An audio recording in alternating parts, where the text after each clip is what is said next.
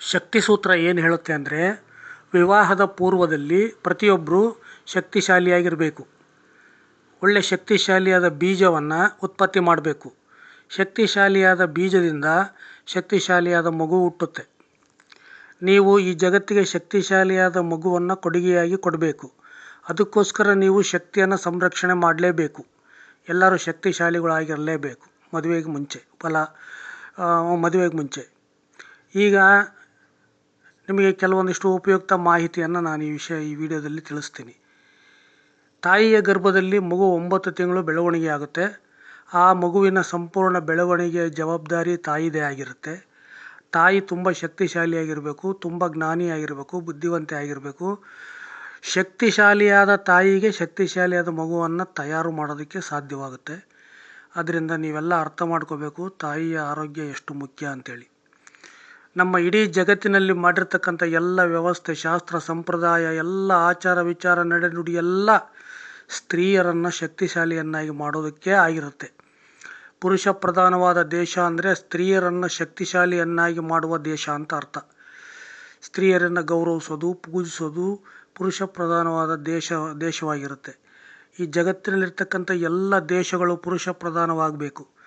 ಆಗ ಹೆಣ್ಣುಮಕ್ಕಳು ಶಕ್ತಿಶಾಲಿ ಆಗೋದಕ್ಕೆ ಸಾಧ್ಯವಾಗುತ್ತೆ. ತಾಯಿಯಾದವಳು 9 ತಿಂಗಳ ಕಾಲ ಗರ್ಭದಲ್ಲಿ ಮಗುವನ್ನು ಬೆಳವಣಿಗೆ ಮಾಡುವಂತಹ ಜವಾಬ್ದಾರಿ ಇರುತ್ತೆ.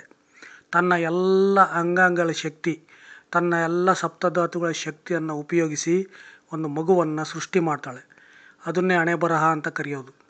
ಆಗ ತಾಯಿ 9 ತಿಂಗಳ ಕಾಲ ಮಗುವನ್ನು ಬೆಳವಣಿಗೆ ಮಾಡಿದ ಮೇಲೆ ಆ ಮಗು ಸಂಪೂರ್ಣವಾಗಿ ಬೆಳವಣಿಗೆ ಆಗುತ್ತೆ.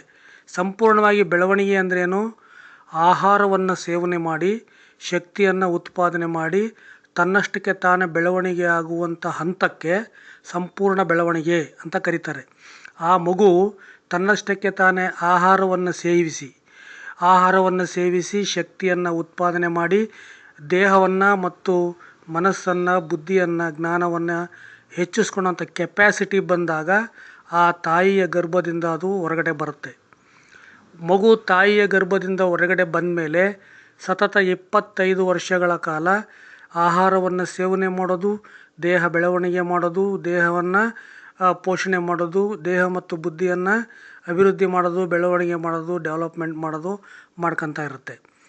ಯಾರೇ ಆಗಲಿ ಹುಟ್ಟಿದ ಮೇಲೆ 25 ವರ್ಷ ತನಕ ಶಕ್ತಿ ಸಂರಕ್ಷಣೆ ಮಾಡಲೇಬೇಕು. ಶಕ್ತಿ ಉತ್ಪತ್ತಿ ಆಗ್ತಾ ಇರುತ್ತೆ. ಶಕ್ತಿ ಸಂರಕ್ಷಣೆ ಮಾಡಬೇಕು. ಈ ಹಂತದಲ್ಲಿ 25 ವರ್ಷದ ಒಳಗೆ ಯಾರು ಯಾವುದೇ ಕಾರಣಕ್ಕೂ ಶಕ್ತಿಯನ್ನು ನಾಶ ಮಾಡ್ಕೋಬಾರ್ದು. ಯಾಕೆ ಅಂತಂದರೆ ಶಕ್ತಿಯನ್ನು ನಾಶ ಮಾಡ್ಕೊಂಬಿಟ್ರೆ ದೇಹ ಬೆಳವಣಿಗೆ ಮತ್ತು ಬುದ್ಧಿ ಬೆಳವಣಿಗೆ ನಿಂತೋಗ್ಬಿಡುತ್ತೆ. ಅದರಿಂದ ಮನುಷ್ಯ ಅರ್ಧಂಬರ್ಧ ತಯಾರಾಗ್ಬಿಡ್ತಾನೆ. ಯಾಕಂದರೆ ಒಬ್ಬ ಮನುಷ್ಯ ಸಂಪೂರ್ಣವಾಗಿ ತಯಾರಾಗೋದಕ್ಕೆ 25 ವರ್ಷ ಬೇಕು. ಒಂದೊಂದು ಪ್ರಾಣಿಗೆ ಒಂದೊಂದು ವರ್ಷ ಇರುತ್ತೆ. ಆದರೆ ಮನುಷ್ಯನಿಗೆ 25 ವರ್ಷ ಸಂಪೂರ್ಣವಾಗಿ ಬೆಳವಣಿಗೆ ಆಗೋದಕ್ಕೆ ಬೇಕು. ಅವನ ಮೆದುಳು, ಹೃದಯ, ಕಿಡ್ನಿ, ಲಿವರು ಎಲ್ಲ ಅಂಗಾಂಗಗಳು ಕರೆಕ್ಟಾಗಿ ಸರಿಯಾಗಿ ಡೆವಲಪ್ ಆಗಿ ಒಬ್ಬ ಮನುಷ್ಯನಾಗೋದಕ್ಕೆ 25 ವರ್ಷ ಬೇಕು. 25 ವರ್ಷದ ಒಳಗೆ ಮದುವೆ ಆಗಬಾರ್ದು. 25 ವರ್ಷದ ಒಳಗೆ ಶಕ್ತಿನಾಶ ಮಾಡ್ಕೋಬಾರ್ದು. 25 ವರ್ಷದ ಒಳಗೆ ಮಗುವಿಗೆ ಜನ್ಮ ಕೊಡಬಾರ್ದು. ಯಾಕಂದರೆ ನಮ್ಮ ದೇಹನೇ ಸರಿಯಾಗಿ ಬೆಳೆದಿರೋದಿಲ್ಲ. ನಾವು ಇನ್ನೊಂದು ಒಳ್ಳೆಯ ದೇಹಕ್ಕೆ ಜನ್ಮ ಕೊಡೋದಕ್ಕೆ ಸಾಧ್ಯವಾಗೋದಿಲ್ಲ. ನಮ್ಮ ದೇಹ ಸಂಪೂರ್ಣ ಬೆಳವಣಿಗೆ ಆದಮೇಲೆ ನಾವು ಇನ್ನೊಂದು ಜೀವಿಯನ್ನು ಸೃಷ್ಟಿ ಮಾಡ್ಬೋದೇ ವಿನಃ ನಾವೇ ಡೆವಲಪ್ ಆಗಿರೋದಿಲ್ಲ. ಇನ್ನೊಂದು ಜೀವಿಯನ್ನು ಸೃಷ್ಟಿ ಮಾಡಿದರೆ ಅದು ಕೂಡ ಅರ್ಧಂಬರ್ಧ ಡೆವಲಪ್ ಆಗುತ್ತೆ. ಆದ್ದರಿಂದ ತುಂಬ ಅನಾಹುತಗಳಾಗ್ತವೆ. ಆದ್ದರಿಂದ ಯಾವುದೇ ಕಾರಣಕ್ಕೂ 25 ವರ್ಷದ ಒಳಗೆ ಮಗುವಿಗೆ ಜನ್ಮ ಕೊಡಬೇಡಿ. 25 ವರ್ಷದ ತನಕ ದೇಹ ಬೆಳವಣಿಗೆ ಆಗುತ್ತೆ, ಬುದ್ಧಿ ಬೆಳವಣಿಗೆ ಆಗುತ್ತೆ. 25 ವರ್ಷಕ್ಕೆ ಮನುಷ್ಯ ಮೆಚ್ಯೂರಿಟಿ ಆಗ್ತಾನೆ.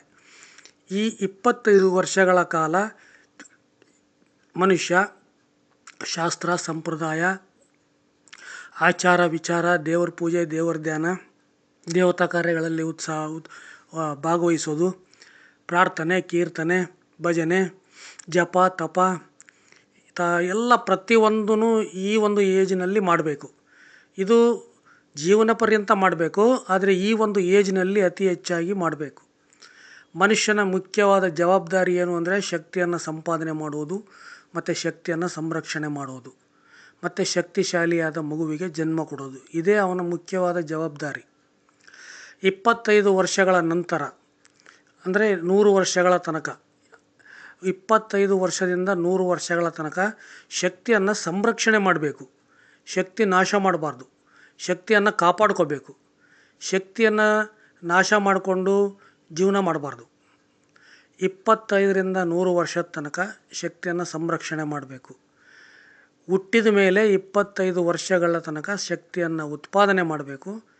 25 ವರ್ಷಗಳಿಂದ 100ನೇ ವಯಸ್ಸಿನ ತನಕ ಶಕ್ತಿಯನ್ನು ಸಂರಕ್ಷಣೆ ಮಾಡಬೇಕು. ಈ ಸಮಯದಲ್ಲಿ ನೀವು ಶಕ್ತಿ ಸೂತ್ರದ ನಿಯಮಗಳನ್ನು ಪಾಲಿಸ್ತಾ ಇರಬೇಕು. ಈಗ ನಾನು ನಿಮಗೆ ಇನ್ನೂ ಒಂದು ಕಿವಿ ಮಾತು ಏನು ಹೇಳೋದು ಅಂದರೆ, ಮನುಷ್ಯ 100 ವರ್ಷ ಆದಾಗ ಅವನು ಅತ್ಯಂತ ಶಕ್ತಿಶಾಲಿಯಾಗಿ ಮತ್ತು ಬಲಶಾಲಿಯಾಗಿ ಇರಬೇಕು ಮತ್ತು ಆರೋಗ್ಯವಾಗಿ ಇರಬೇಕು. ಅದನ್ನು ಮಾಡಬೇಕು ಅಂದರೆ ಬಾಲ್ಯದಿಂದಲೇ ಶಕ್ತಿಯನ್ನು ಉತ್ಪಾದನೆ ಮಾಡೋದು, ಸಂಗ್ರಹಣೆ ಮಾಡೋದನ್ನು ಪ್ರಾಕ್ಟೀಸ್ ಮಾಡಬೇಕು.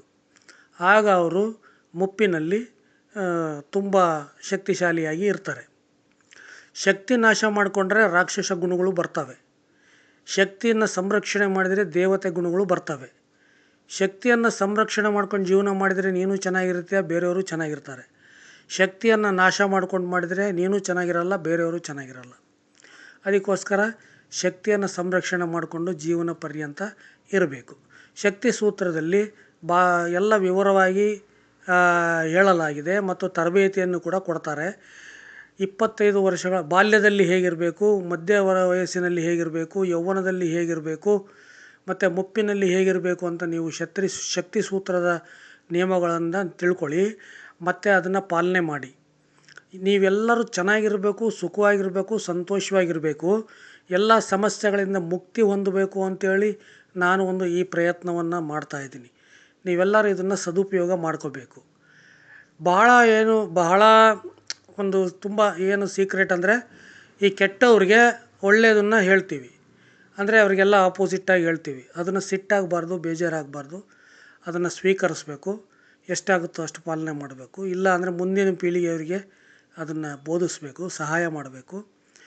ಕೆಟ್ಟವ್ರಿಗೆ ಒಳ್ಳೆಯದನ್ನು ಹೇಳಬಾರ್ದು ಅಂತ ನಿಯಮ ಐತೆ.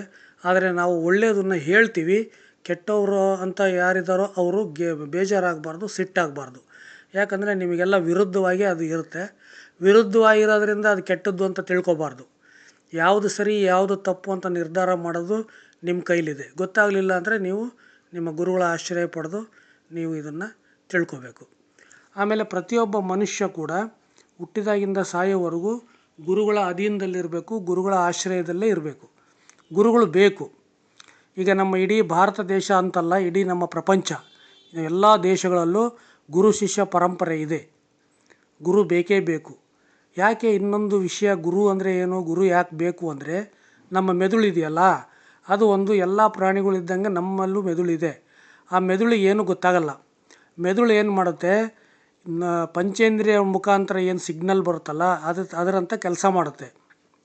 ಈ ಮೆದುಳು ಬಾ ಅಂದರೆ ಬರುತ್ತೆ, ಹೋಗು ಅಂದರೆ ಹೋಗುತ್ತೆ, ಕುತ್ಕ ಅಂದರೆ ಕುತ್ಕೊಳತ್ತೆ, ನಿಂತ್ಕ ಅಂದರೆ ನಿಂತ್ಕೊಳತ್ತೆ. ಮೆದುಳಿಗೆ ಯಾವುದೇ ಥರ ಸ್ವಂತ ಶಕ್ತಿ ಇಲ್ಲ.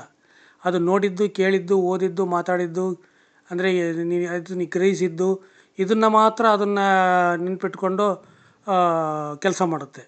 ಹಂಗಾಗಿ ಗುರುಗಳು ಯಾಕಿರಬೇಕು ಅಂತಂದರೆ, ಗುರುಗಳು ಹಂಗೆ ಮಾಡು, ಹಿಂಗೆ ಮಾಡು, ಹಂಗಿರು ಹಿಂಗಿರು ಅಂತ ಹೇಳ್ತಾರೆ. ಅದು ಹಂಗೇ ಇರುತ್ತೆ. ಯಾರಾದರೂ ಏನಾದರೂ ಹೇಳಿದರೆ ಮೆದುಳು ಅದೇ ಕೆಲಸ ಮಾಡುತ್ತೆ, ಅದರಂತನೇ ಮಾಡುತ್ತೆ. ಅದಕ್ಕೋಸ್ಕರ ಗುರುಗಳಿರಬೇಕು. ಗುರುಗಳು ಅಂದರೆ ಏನು ಗೊತ್ತಾ, ಒಂದು ಒಳ್ಳೆ ಗುಣಗಳನ್ನು ಇರ್ತಕ್ಕಂಥ ಒಬ್ಬ ವ್ಯಕ್ತಿ, 100ಕ್ಕೆ 100 ಒಳ್ಳೆ ಗುಣಗಳನ್ನು ಹೊಂದಿರತಕ್ಕಂಥ ವ್ಯಕ್ತಿ, ಒಳ್ಳೆ ಗುಣಗಳನ್ನು ಪ್ರಾಕ್ಟೀಸ್ ಮಾಡಿರ್ತಕ್ಕಂಥ ವ್ಯಕ್ತಿ ಆ ಗುರುಗಳು ಅಂದರೆ. ಅವ್ರ ಹತ್ರ ನಾವಿದ್ದರೆ ಅವರು ಒಳ್ಳೆಯದನ್ನೇ ಹೇಳ್ತಿರ್ತಾರೆ. ನೀನು ಅವರು ಪೂಜೆ ಮಾಡು, ಧ್ಯಾನ ಮಾಡು, ಶಾಸ್ತ್ರ ಸಂಪ್ರದಾಯ ಪಾಲನೆ ಮಾಡು ಅಂತ ಹೇಳ್ತಿರ್ತಾರೆ. ನಾವು ಹಂಗೆ ಮಾಡ್ತಿರ್ತೀವಿ. ಯಾಕಂದರೆ ನಮ್ಮ ಮೆದುಳು ಅಷ್ಟೇ ಹೇಳ್ದಂಗೆ ಕೇಳೋದು. ಇನ್ನೊಬ್ಬರು ಹೇಳ್ದಂಗೆ ಈ ಮೆದುಳು ಕೇಳೋದು. ಸ್ವಂತವಾಗಿ ಏನೂ ಅದು ಮಾಡೋದಿಲ್ಲ. ಮೆದುಳು ಎಲ್ಲ ಪ್ರಾಣಿಗಳಿದ್ದಂಗೆ ನಮ್ಮಲ್ಲೂ ಕೂಡ ಮೆದುಳಿದೆ. ಆದರೆ ಅದಕ್ಕೇನು ಸ್ವಂತ ಶಕ್ತಿ ಇಲ್ಲ.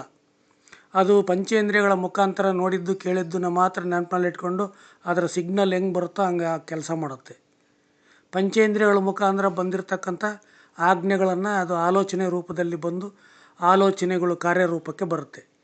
ನೀನು ಯಾವುದೇ ಕಾರಣಕ್ಕೂ ಇನ್ನೊಬ್ರು ಹೇಳ್ದಂಗೆ ಕೇಳೋದು, ಇನ್ನೊಬ್ಬರು ಸೇವೆನೇ ಮಾಡೋದು, ಇನ್ನೊಬ್ಬರಿಗೋಸ್ಕರನೇ ಹುಟ್ಟಿರೋದು. ಅದಕ್ಕೋಸ್ಕರ ಗುರುಗಳು ಇರಬೇಕು ಅಂತ ನಾವು ನಿಮಗೆ ಹೇಳೋದು. ಗುರುಗಳಿದ್ದರೆ ಅವ್ರು ಹೇಳ್ದಂಗೆ ಕೇಳ್ತೀಯ. ಗುರುಗಳಿಲ್ಲ ಅಂದರೆ ಯಾರ್ಯಾರು ಹೆಂಗೆ ಹೇಳ್ತಾರೋ ಹಂಗೆ ಕೇಳ್ತೀಯ. ಗುರುಗಳು ಇರಬೇಕು. ಕಾರಿಗೆ ಡ್ರೈವರ್ ಹೆಂಗಿರಬೇಕೋ ಹಂಗೆ ಜೀವನ ಮಾಡೋದಕ್ಕೆ ಒಬ್ಬ ಗುರುಗಳಿರಬೇಕು. ಜೀವನ ಚೆನ್ನಾಗಿರುತ್ತೆ. ಈಗ ನೀವು ಶಕ್ತಿ ಸೂತ್ರ ಮತದ ಪ್ರಕಾರ ಜೀವನದ ಎಲ್ಲ ಸಮಸ್ಯೆಗಳು ಪರಿಹಾರ ಮಾಡೋದಕ್ಕೆ ಒಂದೇ ದಾರಿ ಏನಪ್ಪ? ಶಕ್ತಿ ಸಂರಕ್ಷಣೆ. ನೀನು ಒಳ್ಳೆಯದಾಗಬೇಕಾ? ಶಕ್ತಿ ಸಂರಕ್ಷಣೆ ಮಾಡು. ನೀನು ಸುಖವಾಗಿರ್ಬೇಕಾ? ಶಕ್ತಿ ಸಂರಕ್ಷಣೆ ಮಾಡು. ನೀನು ಅಂದ್ಕೊಂಡಿದ್ದ ಕೆಲಸ ಆಗಬೇಕಾ? ಶಕ್ತಿ ಸಂರಕ್ಷಣೆ ಮಾಡು. ನೀನು ಏನು ಬೇಕೋ ಅದು ಕೊಡುತ್ತೆ. ಶಕ್ತಿ ಸಂರಕ್ಷಣೆ ಮಾಡು. ನಿನ್ನಲ್ಲಿ ಯಾವುದೋ ಒಂದು ಅದ್ಭುತವಾದ ಶಕ್ತಿ ಇದೆ, ಆ ಶಕ್ತಿನ ಸಂರಕ್ಷಣೆ ಮಾಡು. ನಾನು ಈ ಎಲ್ಲ ವೀಡಿಯೋಗಳಲ್ಲೂ ತಿಳಿಸಿದ್ದೀನಿ ಶಕ್ತಿ ಅಂದರೆ ಏನು, ಹೆಂಗಿರುತ್ತೆ, ಎಲ್ಲಿರುತ್ತೆ ಅಂತ. ನೀನು ಆ ವೀಡಿಯೋಗಳ ಮುಖಾಂತರ ಅದರ ಜ್ಞಾನವನ್ನು ಪಡಿ. ಇಲ್ಲ ಅಂದರೆ ನಮ್ಮನ್ನು ಸಂಪರ್ಕ ಮಾಡು, ತರಬೇತಿ ಕೊಡ್ತೀವಿ. ಎಲ್ಲ ಈ ವಿಡಿಯೋದಲ್ಲಿ ನಾನು ಕವರ್ ಮಾಡೋಕ್ಕಾಗೋದಿಲ್ಲ, ಎಲ್ಲ ಈ ವಿಡಿಯೋದಲ್ಲಿ ಹೇಳೋಕ್ಕಾಗೋದಿಲ್ಲ. ನಿನಗೇನು ಬೇಕೋ ಅದು ಸಿಗುತ್ತೆ. ಶಕ್ತಿ ಸಂರಕ್ಷಣೆ ಮಾಡು ಅಷ್ಟೇ, ಬೇರೆ ಏನೂ ಇಲ್ಲ. ನಿನಗೆ ಬಡತನ ಇದೆಯಾ? ಶಕ್ತಿ ಸಂರಕ್ಷಣೆ ಮಾಡು, ಶ್ರೀಮಂತ ಆಗ್ತೀಯ. ನೀನು ದುಷ್ಟ ಇದೆಯಾ? ಶಕ್ತಿ ಸಂರಕ್ಷಣೆ ಮಾಡು, ಒಳ್ಳೆಯನಾಗ್ತೀಯ. ನಿನಗೆ ದುಃಖ ಇದೆಯಾ? ಶಕ್ತಿ ಸಂರಕ್ಷಣೆ ಮಾಡು, ದುಃಖ ಎಲ್ಲ ಹೊರಟೋಗುತ್ತೆ. ನಿನಗೇನು ಕಷ್ಟ ಇದೆ, ತೊಂದರೆ ಇದೆ, ಎಲ್ಲ ಶಕ್ತಿ ಸಂರಕ್ಷಣೆ ಮಾಡೋದ್ರಿಂದ ಹೊರಟೋಗುತ್ತೆ. ಶಕ್ತಿ ಸಂರಕ್ಷಣೆ ಮಾಡೋದು ಅಷ್ಟು ಸುಲಭವಾದ ಕೆಲಸ ಅಲ್ಲ. ಅದು ಪಂಚೇಂದ್ರಿಯಗಳನ್ನು ಪರಿಶುದ್ಧವಾಗಿ ಇಟ್ಕೋಬೇಕು, ಪಂಚೇಂದ್ರಿಯಗಳನ್ನು ಹತೋಟಿಯಲ್ಲಿ ಇಟ್ಕೋಬೇಕು, ಪಂಚೇಂದ್ರಿಯಗಳನ್ನು ನಿಯಂತ್ರಣ ಮಾಡಬೇಕು. ಅದಕ್ಕೆಲ್ಲ ಗುರು ಬೇಕು. ಗುರು ಇಲ್ದಲೇ ಇವ್ಯಾವ ನೀನು ಪ್ರಾಕ್ಟೀಸ್ ಮಾಡೋಕ್ಕಾಗೋದಿಲ್ಲ. ಗುರು ಇಲ್ದಲೇ ನೀನು ಇದನ್ನು ಯಾವುದು ಪ್ರಾಕ್ಟೀಸ್ ಮಾಡೋಕ್ಕಾಗೋದಿಲ್ಲ. ನಿನ್ನ ಕೈಲಿ ಶಕ್ತಿ ಸಂಪಾದನೆ ಮಾಡೋಕ್ಕೂ ಆಗಲ್ಲ, ಶಕ್ತಿ ಸಂರಕ್ಷಣೆ ಮಾಡೋಕ್ಕೂ ಆಗಲ್ಲ. ಗುರು ಇರಬೇಕು. ಗುರು ಇಲ್ಲ ಅಂತಂದರೆ ನಿನಗೆ ಅದಕ್ಕೆ ಬೇಕಾದಂಥ ಜ್ಞಾನ ಸಿಗೋದಿಲ್ಲ. ಜೀವನದಲ್ಲಿ ಹುಟ್ಟಿದಾಗಿಂದ ಸಾಯುವವರೆಗೂ ಏನೇನು ಮಾಡಬೇಕು ಅಂತ ಹಂತವಾಗಿ ತಿಳ್ಕೊಂಡು ಅದರಂತೆ ಜೀವನ ಮಾಡಬೇಕು. ಅಷ್ಟು ಒಂದೇ ಸರಿ ತಿಳ್ಕೊಂಡು ಜೀವನ ಮಾಡಬಾರ್ದು. ಯಾವುದೇ ಕಾರಣಕ್ಕೂ ಧರ್ಮ ಗ್ರಂಥಗಳನ್ನ ಮತ್ತು ಅವನ್ನೆಲ್ಲ ನೀವು ಓದಬಾರ್ದು. ಅದೆಲ್ಲ ಗುರುಗಳಿಂದ ಕೇಳಿ ಪಡಿಬೇಕು. ಅಷ್ಟು ಗ್ರಂಥವನ್ನು ಒಂದೇ ದಿವಸ ಓದಿ ಅದರೆಲ್ಲ ಮಾಡಬಾರ್ದು. ನೀವು ಗುರುಗಳಿಂದಲೇ ಕಲಿಬೇಕು ಪ್ರತಿಯೊಂದನ್ನು. ಇನ್ನೊಬ್ಬರಿಂದ ಗುರುಗಳಿಂದ ತರಬೇತಿಯನ್ನು ಪಡಿಬೇಕು. ತರಬೇತಿಯಿಂದ ಬಂದಂಥ ಜ್ಞಾನನೇ ನಿನ್ನನ್ನು ಕಾಪಾಡೋದು. ತರಬೇತಿನೇ ಇಲ್ಲ, ಅಂತಹ ಜ್ಞಾನ ಬೇಡ. ಅನುಭವದಿಂದ ಬಂದಿರತಕ್ಕಂಥ ಜ್ಞಾನ ಬಹಳ ಉಪಯುಕ್ತವಾಗಿರುತ್ತೆ, ಜೀವನಕ್ಕೆ ಸಹಕಾರಿಯಾಗಿರುತ್ತೆ. ಅನುಭವನೇ ಇಲ್ಲ, ತರಬೇತಿ ಇಲ್ಲ, ಸುಮ್ಮನೆ ಜ್ಞಾನ ಬಂದರೆ ಅದರಿಂದ ಏನು ಉಪಯೋಗ ಇಲ್ಲ. ಕೆಲವರು ಅತಿಯಾಗಿ ಮೊಬೈಲ್ ನೋಡ್ತಾರೆ, ಕಂಪ್ಯೂಟರ್ ನೋಡ್ತಾರೆ. ಆ ಸುಮ್ಮನೆ ಜ್ಞಾನ ಅದು. ಸುಮ್ಮನೆ ನೋಡೋದು, ಕೇಳೋದು, ಅದರಿಂದ ಬಂದಂಥ ಜ್ಞಾನ. ಅನುಭವನೇ ಇಲ್ಲ, ಅದೇನೂ ಉಪಯೋಗ ಇಲ್ಲ. ಅದರಿಂದ ಅಪಾಯ ಜಾಸ್ತಿ. ಈಗ ಅಡುಗೆ ಮಾಡೋದನ್ನು ನೋಡ್ತೀವಿ, ನೋಡಿದೆಟ್ಟಿಗೆ ಅಡುಗೆ ಮಾಡೋಕ್ಕೆ ಬರುತ್ತಾ? ಅಡುಗೆ ಮಾಡೋದನ್ನು ಓದ್ತೀವಪ್ಪ ಪುಸ್ತಕ ತಗೊಂಡು, ಅದನ್ನು ಓದಿದೆಟ್ಟಿಗೆ ಬಂದುಬಿಡುತ್ತಾ? ಬರೋದಿಲ್ಲ. ತರಬೇತಿ ಪಡಿಬೇಕು, ಅನುಭವ ಬರಬೇಕು, ಆಮೇಲೆ ಅಡುಗೆ ಮಾಡ್ತೀವಿ. ಹಾಗೆ ಜೀವನ ಕೂಡ ನೋಡಿದ ತಕ್ಷಣ ಜೀವನ ಮಾಡೋಕ್ಕೆ ಬರಲ್ಲ, ಕೇಳಿದ ತಕ್ಷಣ ಜೀವನ ಮಾಡೋಕ್ಕೆ ಬರಲ್ಲ. ಯಾವುದೋ ಒಂದು ಪುಸ್ತಕ ತೊಗೊಂಡು ಓದಿದ ತಕ್ಷಣ ನೀನು ಜೀವನ ಮಾಡೋಕ್ಕೆ ಬರಲ್ಲ. ಗುರುಗಳಿಂದ ತರಬೇತಿ ಪಡಿಬೇಕು, ಗುರುಗಳಿಂದ ಅನುಭವ ತಗೋಬೇಕು, ಅನುಭವದಿಂದ ಜೀವನ ಮಾಡಬೇಕು. ಅನುಭವದ ಮಾತುಗಳು ಆಚರಣೆ ಮಾಡೋದಕ್ಕೆ ಬಹಳ ಸುಲಭವಾಗಿರುತ್ತೆ. ಅನುಭವದಿಂದ ಬಂದಂಥ ಮಾತುಗಳನ್ನು ಅನುಭವಿಸಿ ಅದನ್ನು ಆಚರಣೆಯಲ್ಲಿ ತೊಗೊಂಬರ್ಬೇಕು. ಈಗ ನಾವು ಶಕ್ತಿ ಸೂತ್ರದ ನಿಯಮಗಳನ್ನು ಹೇಳ್ತೀವಿ, ಇದರಲ್ಲಿ ನಿಮಗೆಲ್ಲ ಒಂದು ಮಾರ್ಗದರ್ಶನ ಮಾಡ್ತೀವಿ. ಆದರೆ ನೀವು ಅದನ್ನು ಕೇಳಿದ ತಕ್ಷಣ ನೀವೇನು ಪರಿವರ್ತನೆ ಆಗೋದಿಲ್ಲ. ನಿಮಗೊಂದು ಜ್ಞಾನ ಬರುತ್ತೆ, ಈ ಒಂದು ಮಾರ್ಗದಲ್ಲಿ ನಾವು ನಡಿಬೇಕು, ಈ ಮಾರ್ಗದಲ್ಲಿ ಇರ್ತಕ್ಕಂಥ ಗುರುಗಳನ್ನ ಹುಡುಕಬೇಕು, ಅವರಿಂದ ತರಬೇತಿ ಪಡಿಬೇಕು, ಅದರಿಂದ ನಾವು ಅನುಭವ ತಗೊಂಡು ಜೀವನದಲ್ಲಿ ಅಳವಡಿಸ್ಕೋಬೇಕು. ಯಾವತ್ತೂ ಜೀವನದಲ್ಲಿ ಅಳವಡಿಸ್ಕೊಳೋದನ್ನು ಕಲೀರಿ. ನೋಡಿದ್ದು, ಕೇಳಿದ್ದು, ಓದಿದ್ದು ಸುಮ್ಮನೆ ಅದೇನೂ ಉಪಯೋಗ ಇಲ್ಲ, ಅದು ವಿಷ ಇದ್ದಂಗೆ. ಅಳವಡಿಸ್ಕೋಬೇಕು ಜೀವನದಲ್ಲಿ. ಏನೇ ಓದಲಿ, ಕೇಳಲಿ, ಮಾತಾಡಲಿ, ಜೀವನದಲ್ಲಿ ಅಳವಡಿಸ್ಕೋಬೇಕು. ಈಗ ನಾನು ನಿಮಗೆ ಈ ವಿಡಿಯೋ ಮುಖಾಂತರ ಒಂದು ಮುಖ್ಯವಾದ ಸಂದೇಶವನ್ನು ಕೊಡ್ತೀನಿ. ಪ್ರತಿಯೊಬ್ಬರು ಹುಟ್ಟಿದಾಗಿಂದ ಸಾಯೋವರೆಗೂ, ಅವ್ರು ಚಿಕ್ಕ ಮಕ್ಕಳಾಗಿರಲಿ, ಹೆಣ್ಣು ಮಕ್ಕಳಾಗಿರಲಿ, ಗಂಡು ಮಕ್ಕಳಾಗಿರಲಿ, ಯಾರೇ ಆಗಿರಲಿ, ಶಕ್ತಿಯನ್ನು ಉತ್ಪಾದನೆ ಮಾಡಬೇಕು, ಶಕ್ತಿಯನ್ನು ಸಂರಕ್ಷಣೆ ಮಾಡಬೇಕು ಮತ್ತು ಶಕ್ತಿಯನ್ನು ಸದುಪಯೋಗ ಮಾಡಬೇಕು. ಶಕ್ತಿಯ ಜೀವನ, ಶಕ್ತಿಯ ಉಸಿರು, ಶಕ್ತಿಯ ಪ್ರಾಣ, ಶಕ್ತಿಯ ದೇವರು, ಶಕ್ತಿಯ ಆಯುಷ್ಯ, ಶಕ್ತಿಯ ಆರೋಗ್ಯ, ಶಕ್ತಿಯ ಸಕಲ ಸಿರಿ ಸಂಪತ್ತು. ನೀನು ಶಕ್ತಿಯನ್ನು ಉತ್ಪತ್ತಿ ಮಾಡು, ಶಕ್ತಿಯನ್ನು ಆರಾಧಿಸು, ಶಕ್ತಿಯನ್ನು ಪೂಜೆ ಮಾಡು, ಶಕ್ತಿಯ ಸಂಪನ್ನನಾಗು, ಶಕ್ತಿ ಸಂಪನ್ನರಾಗ್ರಿ ಎಲ್ಲರೂ. ಶಕ್ತಿಯನ್ನು ಉತ್ಪತ್ತಿ ಮಾಡಿಕೊಂಡೇ ಎಲ್ಲ ಸಾಧನೆ ಮಾಡಿರಿ, ಶಕ್ತಿಯನ್ನು ಸಂರಕ್ಷಣೆ ಮಾಡಿಕೊಂಡ್ರೆ ಎಲ್ಲ ಸಾಧನೆ ಮಾಡಿರಿ. ಮನುಷ್ಯನಿಗೆ ಶಕ್ತಿ ಬೇಕು. ಶಕ್ತಿಯಿಂದ ಜ್ಞಾನ, ಶಕ್ತಿಯಿಂದ ಬುದ್ಧಿ, ಶಕ್ತಿಯಿಂದ ಆರೋಗ್ಯ, ಎಲ್ಲ ಶಕ್ತಿಯಿಂದಲೇ ಬರುವುದು. ಪ್ರತಿಯೊಬ್ಬರೂ ಶಕ್ತಿವಂತರಾಗಿ ಸುಖವಾಗಿರಬೇಕು ಅನ್ನೋದೇ ನಮ್ಮ ಉದ್ದೇಶ. ನಿಮಗೆಲ್ಲ ಒಳ್ಳೆಯದಾಗಲಿ. ಧನ್ಯವಾದಗಳು.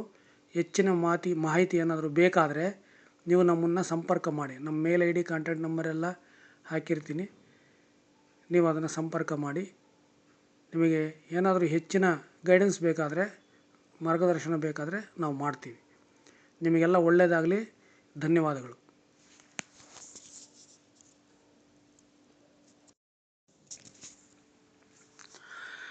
ಎಸ್ ಫಾರ್ಮುಲಾ ಅಂದರೆ ಶಕ್ತಿ ಸೂತ್ರ. ಈ ಎಸ್ ಫಾರ್ಮುಲಾ ಕಂಡುಹಿಡಿಯೋದಕ್ಕೆ ಸುಮಾರು ನಾನು 40 ವರ್ಷಗಳ ಕಾಲ ಅತ್ಯಂತ ಶ್ರಮವನ್ನು ಪಟ್ಟಿದ್ದೀನಿ. 40 ವರ್ಷಗಳ ಕಾಲ ಅಧ್ಯಯನ ಮತ್ತು ಸಂಶೋಧನೆ ಮಾಡಿದ್ದೀನಿ. ಆಧ್ಯಾತ್ಮ ಮತ್ತು ವಿಜ್ಞಾನ ಎರಡನ್ನು ಸಂಪೂರ್ಣವಾಗಿ ಅಧ್ಯಯನ ಮಾಡಿ ಮತ್ತು ಅವೆರಡುಗಳ ಮುಖ್ಯ ಅಂಶಗಳನ್ನು ತೆಗೆದುಕೊಂಡು ಎಸ್ ಫಾರ್ಮುಲಾವನ್ನು ರಚನೆ ಮಾಡಿದ್ದೀನಿ. ಎಸ್ ಫಾರ್ಮುಲಾ ಅಂತಂದರೆ ನಾನು ಹೊಸದಾಗಿ ಏನೂ ಮಾಡಿಲ್ಲ. ನಮ್ಮ ಹಿರಿಯರು, ಗುರು ಹಿರಿಯರು ಹಾಕ್ಕೊಟ್ಟಂಥ ಮಾರ್ಗವನ್ನು ನಿಮಗೆ ಅತ್ಯಂತ ಸುಲಭವಾಗಿ ತೋರಿಸ್ತಾ ಇದ್ದೀನಿ.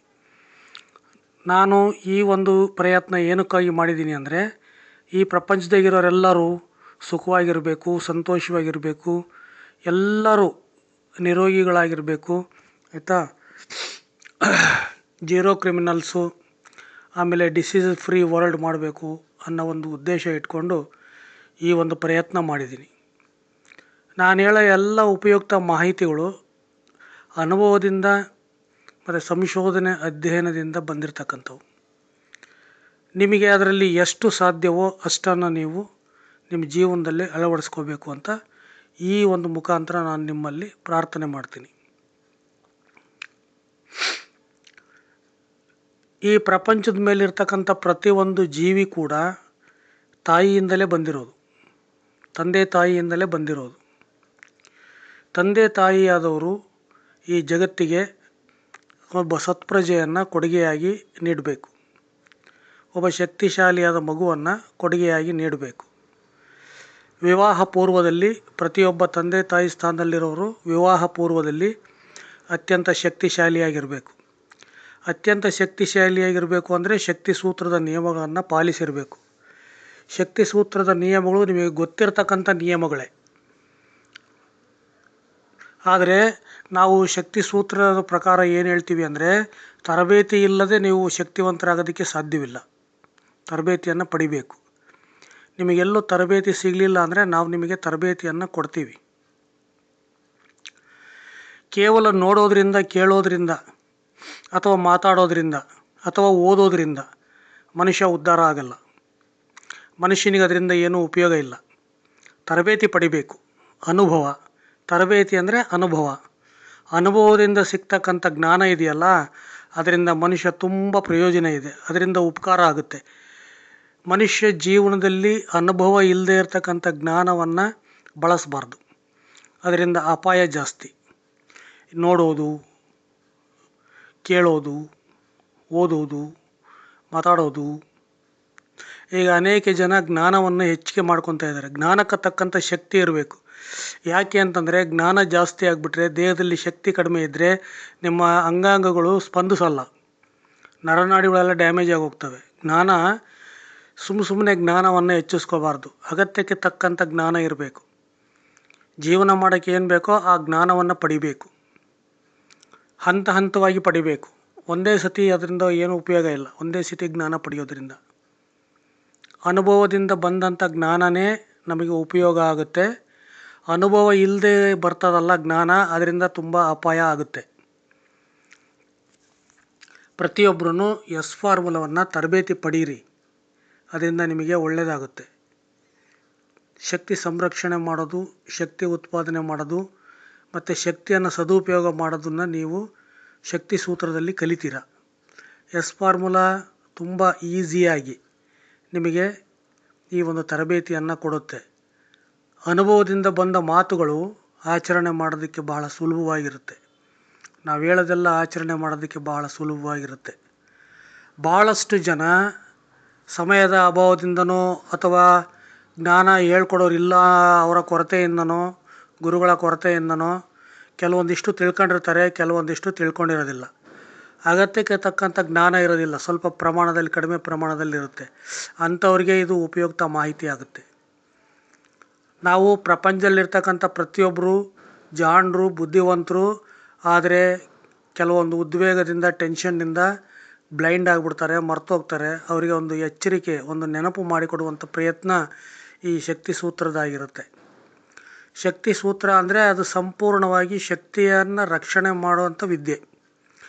ಶಕ್ತಿ ಉತ್ಪಾದನೆ ಮಾಡೋದು, ಶಕ್ತಿ ರಕ್ಷಣೆ ಮಾಡೋದು ಮತ್ತು ಶಕ್ತಿಯನ್ನು ಸದುಪಯೋಗ ಮಾಡುವಂಥ ವಿದ್ಯೆ ಶಕ್ತಿ ಸೂತ್ರ ಅಂದರೆ. ಪ್ರತಿಯೊಬ್ಬರು ಹುಟ್ಟಿದಾಗಿಂದ ಸಾಯೋವರೆಗೂ ಶಕ್ತಿಶಾಲಿಯಾಗೇ ಇರಬೇಕು, ಶಕ್ತಿ ಸಂರಕ್ಷಣೆ ಮಾಡಬೇಕು. ಇದೇ ನಿಜವಾದ ಮಾನವ ಧರ್ಮ, ವಿಶ್ವಧರ್ಮ. ಎಲ್ಲರೂ ಹೇಳೋದು ಇದನ್ನೇ. ಶಕ್ತಿವಂತರಾಗಿ, ಶಕ್ತಿ ಇದ್ರೇ ಆರೋಗ್ಯ ಬರೋದು.